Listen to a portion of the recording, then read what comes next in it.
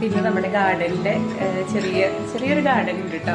അപ്പം ഞാൻ ആ ഗാർഡനിൽ ചെറിയ വിശേഷം ഒന്ന് കാണിച്ചു തരാം കേട്ടോ. ഒന്നുമില്ല, വിശേഷമൊന്നുമില്ല.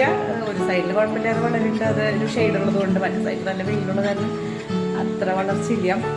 എന്നാലും ഞാനത് നിങ്ങൾക്ക് നോക്കാം കേട്ടോ.